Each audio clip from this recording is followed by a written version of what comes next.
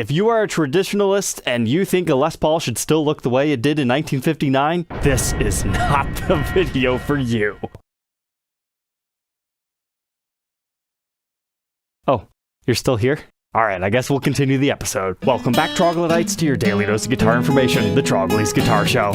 Today, we're talking about the Blackout series. This has a perfect trifecta of what purists hate from this era. We've got an outlandishly out there finish. We have stock EMG pickups, active electronics in a Les Paul. What is that? And if that isn't enough, it's also a chambered guitar. No, we don't want chambered Les Pauls. And I guess you can also throw that this is a Richlite fretboard onto the lists of sins. That would make a traditionalist puke.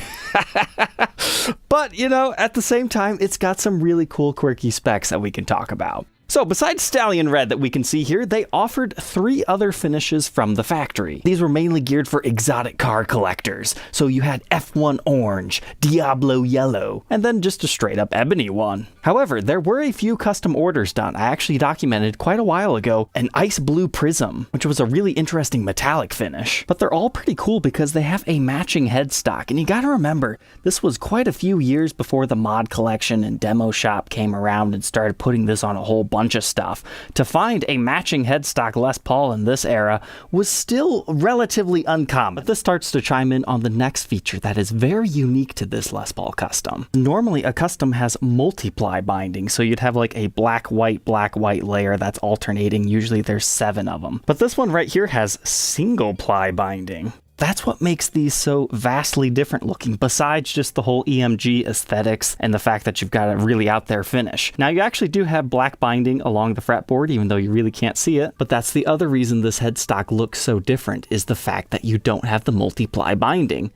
Well, almost anyways. The ebony one, they decided it was way too plain. They still only single ply bound the body, but they did give it the multiply on the headstock. But you know what? Looking at this guitar, I think the spec sheets were just wrong for these, because this one also has a 5-piece neck. And you'll also notice that this one is a 2017 serial number. I just told you it was a 2018 year model. What that means is it was for the model year 2018. So you can find some late 2017s as they were producing them for the 2018 year, and then you might even find a late 2019. But you're probably curious, how many of these did they make? Unfortunately, I could not find that information, but generally in this era, they would make like 25 of each color when they were really crazy like this.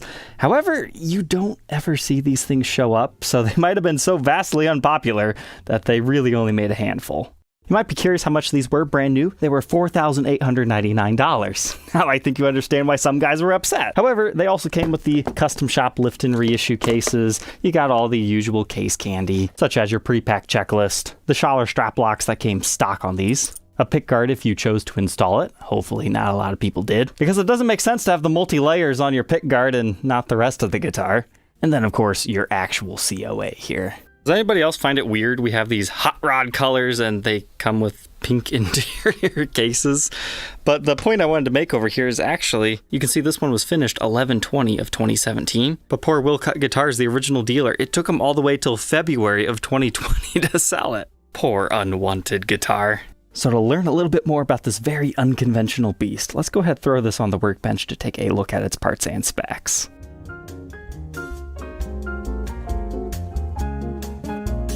Inside the Italian Stallion, what do we got going on here? So EMG 8185 set, it's the 85 in the neck and the 81 in the bridge. So these are active electronics. That means we're going to have some sort of a 9-volt battery within our cavity here. And because of that, we only have to have 25K pots. That's just what EMGs run on.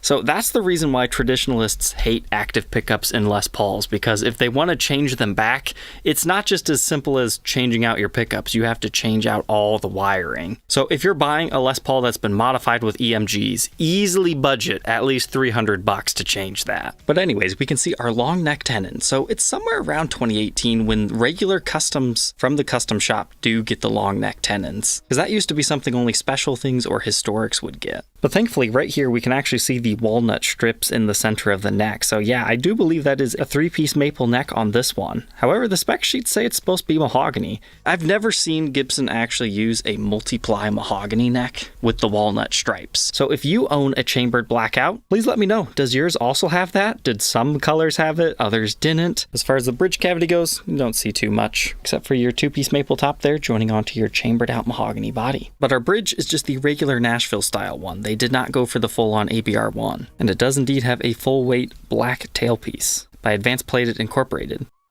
Here's a good look at that single ply binding. So it's kind of like a Les Paul standard in that aspect, except for we also have the binding on the back. I guess they could have did like a cool black and gray layer alternation, but they were going for the whole blacked out vibe. But you just have your regular 2 volumes and 2 tones.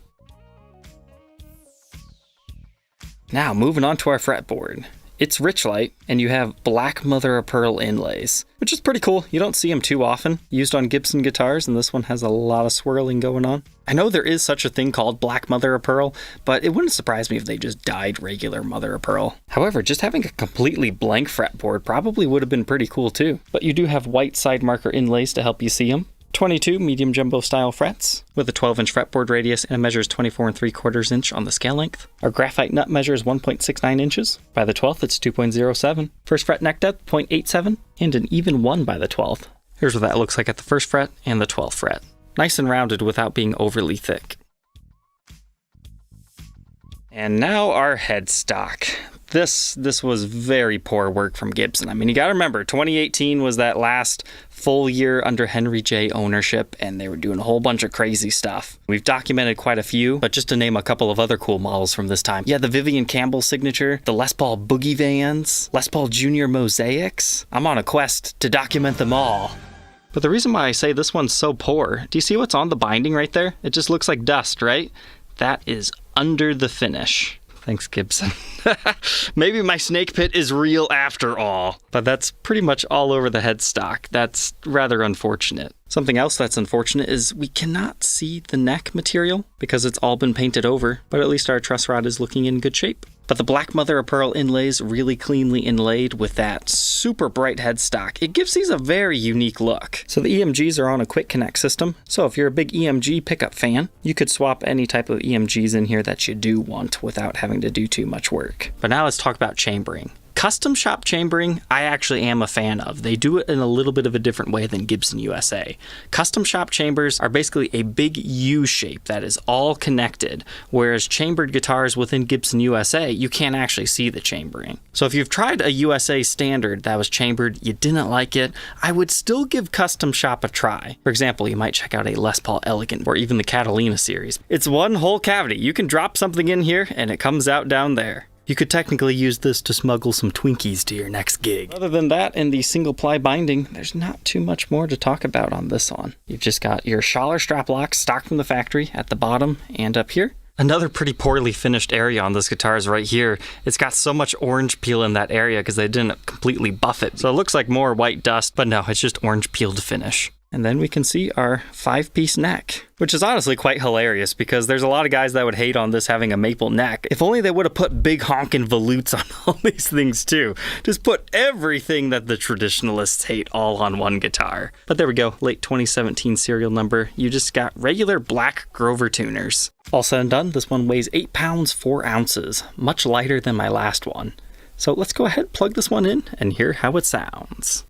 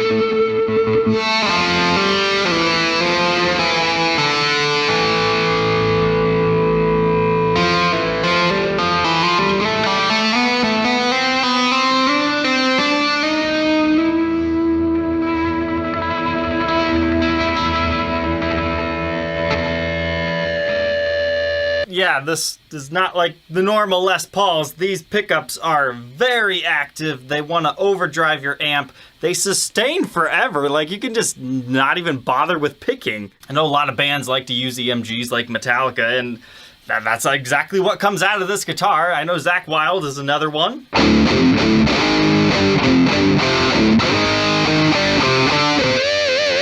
But EMGs are not just crazy devil machines. You can also play them clean. There are some jazz guys out there that like them. So let's get some of that.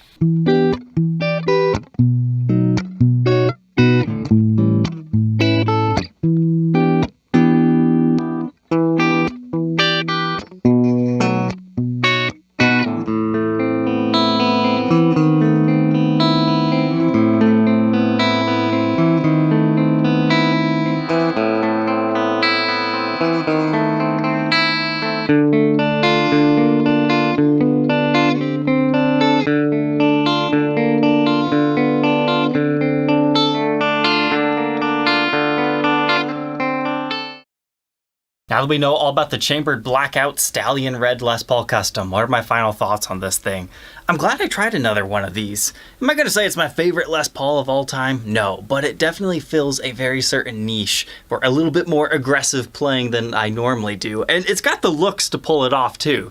So even though this is a big troll against traditionalists, I'm glad it exists as a limited edition that has probably been forgotten about for the most part, because that's when the guitars can kind of take on a life of their own.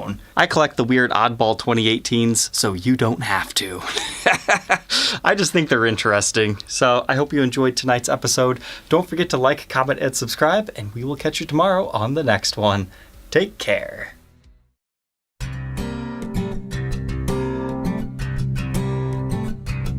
If you enjoyed tonight's episode, consider subscribing. I post videos like this every day. And you might even enjoy this next one.